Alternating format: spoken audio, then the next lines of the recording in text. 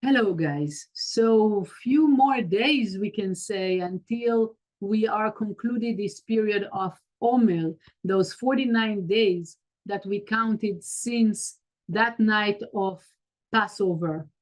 And on the 1st of June, and the night from the 1st of June to the 2nd, the morning of the 2nd of June, will be the holiday of Shavuot. That special day I'm going to explain later on, but that is very, very important to stay awake and to have that connection with the center, with online or live or whatever you choose, but to stay awake and to study, so to listen to the studies that we are going to share with you. But until then, what is the work that we're supposed to do this specific week? When the name of the chapter, the name of the energy of this week is Bamidbar, which means desert. So what does it teaches us? The desert used to be a place where the righteous used to go to receive like the Holy Spirit. And here we are connecting to that frequency of Holy Spirit. So the divine inspiration, yes. So the question, what do I need? I can live my life and that's fine. But I believe that each one of us would love to be able to know when to go somewhere, right? With whom to have to sign a contract, or with whom to get married, for example, yes? Or what job is my dream job, right? So we would like to have those connections with the universe, but we will see that this connection is all not only for us, but it's really also for the universe, not only personal, but we're also affecting the world thanks to this understanding. So the first thing that we understand that the desert is connecting to the world, midbar, connected to ledaber, but to the speech. But when we here in this portion, we're talking about the speech is not only about the physical talk, but it's the divine speech, the guidance by the light. And that's the question. How can we be guided by the light of the Creator with everything that we do? So the first thing is that knowledge, understanding, knowing.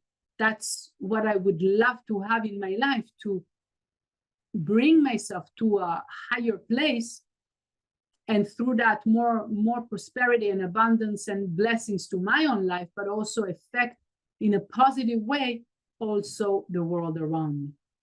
So the first thing is that I should use to reach that is by the speech itself, which means using all the different tools of Kabbalah based on the words, which it starts with the teaching, the reading or visualizing the Zohar, the meditation of the Ana Bekoach, and visualizing the 72 names.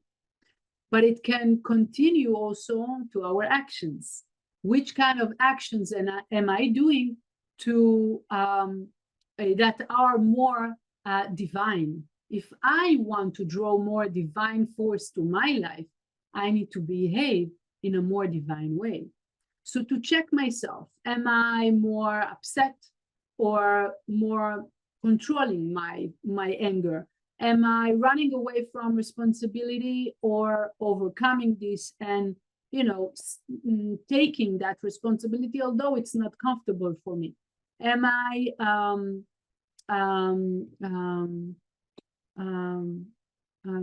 running away? We said getting angry, getting upset, lazy.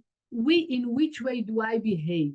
Okay, am I behaving with my holiness, with my divine, or with my limited essence, or the vessel? Yes, the opponent voice, what we call in Kabbalah.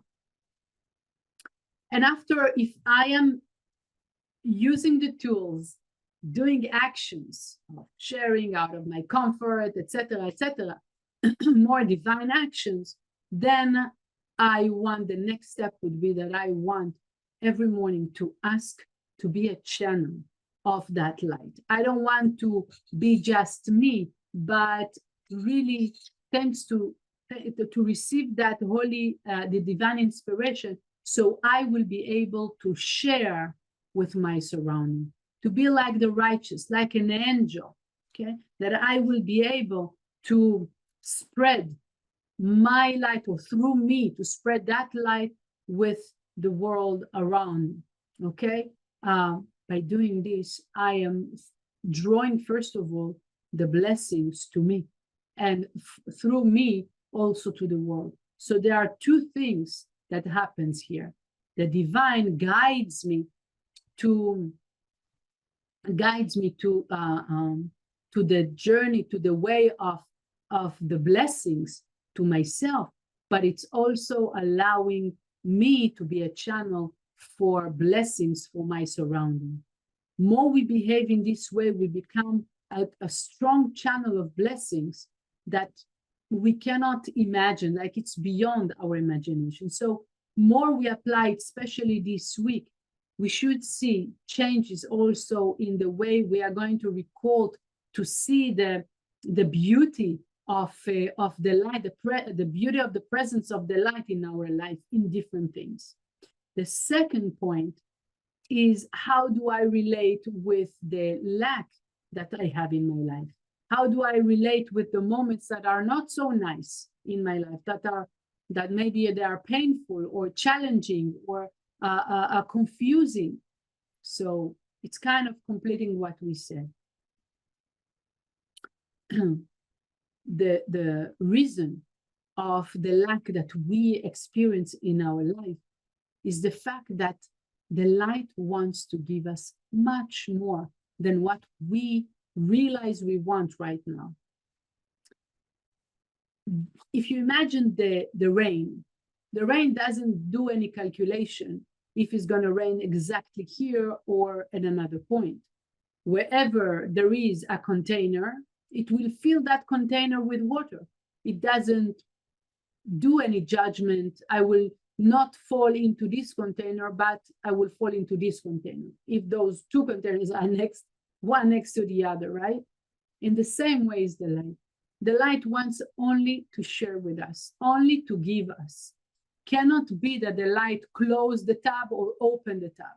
The only entity in this world that might close the tab or open the tab is us, the vessels, because the light is constantly giving. So what happened when a vessel supposed to receive more, supposed to have more space, but the vessel doesn't want anything. The vessel is stagnant. What's going to happen? He's going to feel the pressure of the water that tries to enter, to penetrate. That's the lack that we feel. We feel the light pushing and pressing us to want more. Because only when we are feeling that pain, feeling that the lack of something, only then we start to actually want it. When someone has love, he doesn't ask for love. When someone has health, he doesn't ask for health. Right? It's something we need to train ourselves to ask more of that. We cannot stay stagnant. We always want to ask for more love, or a more pure love, or more the true love, etc. Always moving. Otherwise, we are going to feel pressure. The light wants to give us. We cannot stay stagnant. We're supposed eventually to reach that place that I want, the totality of the light. We're so far away from that. We are still dealing with the small things we want in our life. It's so far from the infinite blessings that we cannot even imagine that, no? But we should. And those little pressures, it's not little, especially not in this period, but those pressures is to activate in us the true desire. So the true desire for more in my life, for having more, filling me up with more light. So the first thing when we are feeling that lack, first of all, no panic. There's no issue of punishment, or the light doesn't like me, or forgot about me, all those kind of things. But the contrary is the truth. The light is reminding me, hello, I'm here. I want to give you so much. You have to desire me, otherwise I cannot give you. So then that's what happened next. I should activate my desire. What am I missing exactly? What do I want? What am I lacking? What am I painful about? This is the point in which I want to increase my desire for that infinite light exactly in those points. We need to understand, when we are down, the light is in concealment. The nature of the light wants to be revealed, wants to be exposed. So when we are down, the light is not happy from the situation, because his nature is to share with us, is to give us, is for us, yes, to be happy. So he's pushing us to want. And then when things are opening up, when I manage to open up to that light of the Creator, so then the light is exposed. There is harmony. Okay. So that's the whole point, to open myself up, like we said before. All the actions that are more divine, that are more like the light, will help me to open myself up to open myself up to that exact light that wants to penetrate, that wants to enter. But just a step one step before, it's to remember that lack that I'm feeling is not bad. It's precisely because the light wants to be revealed. There's a lot of blessings that are hiding behind it. I just need to allow them in. How? By, first of all, knowing it. Second, doing all the actions that needs to be done. Yes, if it's restriction and sharing, going out of myself, those saying more or less the same, I'm opening myself to, I'm opening the gates of my small vessel. Yes, I'm opening myself, yes, because only the sharing and the restriction are the only way, are the only keys or locks that can really open and expand the vessel to receive more. So I'm wishing you a very strong week, and to all of us to be more precise and really focused on our spiritual work, to gain as much as blessings and miracles that each and every one of us can draw to his personal life, but hopefully also for the world. ותחזי אל שדי האוקמינה דבי סיפוקה דעלמה, והיא הוא אמר לעולם, די דה היי אל הוא להזדווגה בעדי, ובגין כך יקרא אל שדי אל דשדי, ועל דה מה יקוב לא קבו, אל בגין כך כגוונה דהתאר רישה, היינו התאר תתאה. Verse 49, 49. All the best.